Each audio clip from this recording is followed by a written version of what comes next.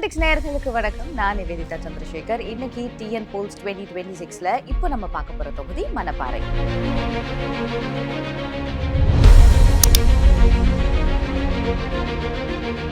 திருச்சி மாவட்டத்துல இருக்க 9 சட்டமன்ற தொகுதிகள்ல ஒண்ணுதான் மணப்பாறை. மணப்பாறை மாடுகட்டி மாயவரம் ஏறு போட்டி வயக்காட்ட உழுது போடு சின்ன கண்ணு, இந்த பாட்டை இன்ஸ்டா ரீல்ஸ்ல அதிகமா பார்த்திருப்போம். அந்த அளவுக்கு மணப்பாறை மாடு பிரபலமான ஒண்ணு.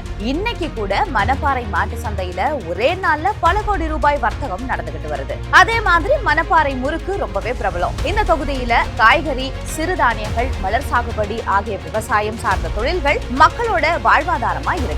மணப்பாறை, மருங்காபுரி, வையம்பட்டி ஆகிய 3 ஒன்றியங்களை உள்ளடக்கியதுதான் மணப்பாறை சட்டமன்ற தொகுதி. இந்த தொகுதியில பொன்னியாறு அணைதான் திருச்சி, கரூர் மாவட்டத்துல விவசாயிகளோட பாசன வசதிக்கு முக்கிய நீர் ஆதாரமா இருக்கு. இந்த தொகுதியில ஆண் வாக்காளர்கள் 1,39,422 பேர், பெண் வாக்காளர்கள் 1,44,955 பேர், மாற்று பாலினத்தவர்கள் 9 பேருன்னு மொத்தமா 2,84,386 வாக்காளர்கள் இந்த தொகுதியில இருக்காங்க. 2011ஆம் ஆண்டு தொகுதி மறுவரையறை செய்யப்பட்டதுல இருந்து தொடர்ச்சியா 2 முறை அதிமுக வெற்றி வாகை சூடியிருக்கு. அதிமுகவை சேர்ந்த ஆர் சந்திரசேகர் 2 வாட்டி வெற்றி பெற்றிருக்கிறாரு. கடந்த 2021 சட்டமன்ற தேர்தல் அப்போ திமுக கூட்டணியோட சார்பா மனிதநேயம் மக்கள் கட்சியை சேர்ந்த பா. அப்துல் சமது வெற்றி பெற்றாரு. அதிமுக வேட்பாளர் ஆர் சந்திரசேகரை விட 5.49% வாக்குகள் கூடுதலா வாங்கியிருந்தாரு. கடந்த தேர்தல்ல திமுக சார்பா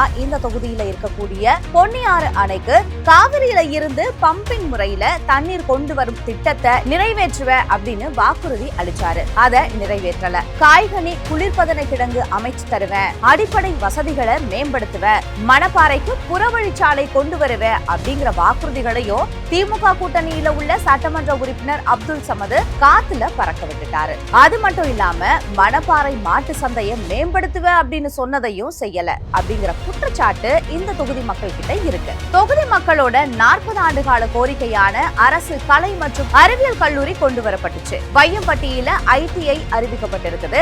மணப்பாறை அரசு மருத்துவமனையில ஆய்வகம், புத்தாநத்தம், அணியாப்பூரில் இருக்கக்கூடிய ஆரம்ப சுகாதார நிலையங்களுக்கு புதிய கட்டடம், மணப்பாறை நகரத்துக்கு குடிநீர் திட்டம், அப்பு ஐயர் குளம், மோர்குளம் மாதிரியான குளங்களை தூர்வாரும் திட்டம், இது எல்லாம் செயல்படுத்தப்பட்டிருக்கு. புத்தாநத்தம் துவரங்குறிச்சிக்கு 4 வழிச்சாலை அமைக்கப்பட்டிருக்கு. மணப்பாறை முறுக்குக்கு புவிசார் குறியீடு பெறப்பட்டுள்ளது அப்படின்னு தொகுதி MLA அப்துல் சமது சொல்றாரு. அதிமுக ஆட்சி காலத்துல மணப்பாறை திருச்சி நெடுஞ்சாலை, அதாவது NH45 விரிவாக்க பணி முடிக்கப்பட்டுச்சு. பைபாஸ் சாலை அமைக்கப்பட்டு போக்குவரத்து நெரிசல் குறைக்கப்பட்டுச்சு. மணப்பாறை புதுக்கோட்டை மற்றும் மணப்பாறை திண்டுக்கல் வழித்தடங்கள்ல முக்கிய கிராம சாலைகள் மேம்படுத்தப்பட்டுச்சு. கிராமப்புற இணைப்பு சாலைகள், பாலங்கள் புதுப்பிக்கப்பட்டுச்சு. பாசன வசதிகள் மேம்படுத்தப்பட்டுச்சு. திமுக ஆட்சி காலத்துல கலை அறிவியல் கல்லூரி தொடங்கப்பட்டது குறிப்பிட வேண்டிய சாதனையா தான் இருக்கு. மக்களோட நீண்டகால கோரிக்கையா இருக்கக்கூடிய பொன்னியாறு அணைக்கு மாயனூர்ல இருந்து காவிரி நீரை கொண்டு வந்து நிரப்பக்கூடிய திட்டத்துக்கான திட்ட வரையறை தயார் செய்ய கடந்த அதிமுக ஆட்சியில 40 லட்சம் ரூபாய் ஒதுக்கீடு செய்யப்பட்டுச்சு. ஆனா கடந்த 4.5 ஆண்டுகள்ல இந்த திட்டம் நிறைவேற்றப்படல. 2026 சட்டமன்ற தேர்தல்ல இந்த தொகுதியில திமுக கூட்டணியில மனிதநேய மக்கள் கட்சி சார்பா போட்டியிட அப்துல் சமது மறுபடியும் சீட்டு கேட்கிறாரு. ஒருவேளை தொகுதி திமுகவுக்கு ஒதுக்கப்பட்டா திமுக தெற்கு மாவட்ட அவை தலைவர் பண்ணாப்பட்டி கோவிந்தராஜன், மணப்பாறை முன்னாள் ஒன்றிய சேர்மன் அமிர்தவள்ளி, வையம்பட்டி முன்னாள் ஒன்றிய சேர்மன் ராஜலட்சுமி இவங்க எல்லாம் சீட்டுக்கு முட்டி மோதுவாங்க. அது மட்டும் இல்லாம திமுக கூட்டணியில காங்கிரஸ் கட்சியும் கோதாவுல இறங்கியிருக்கு. காங்கிரஸ் சார்பா வழக்கறிஞர் கோவிந்தராஜன், ரமேஷ்குமார், மிலிட்ரி முருகன் இவங்க எல்லாம் சீட்டுக்கு முயற்சி செஞ்சுக்கிட்டு இருக்காங்க.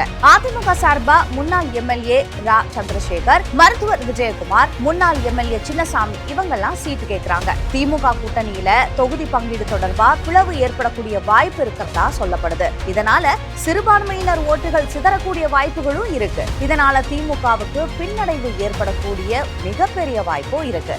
ஆனா இப்போதைக்கு திமுக கூட்டணி கொஞ்சம் ஏறுமுகத்துல தான் இருக்கு. ஆனா 2026 தேர்தல் என்ன முடிவு சொல்ல போகுது அப்படிங்கறத நம்ம பொறுத்திருந்து தான் பார்க்கணும்.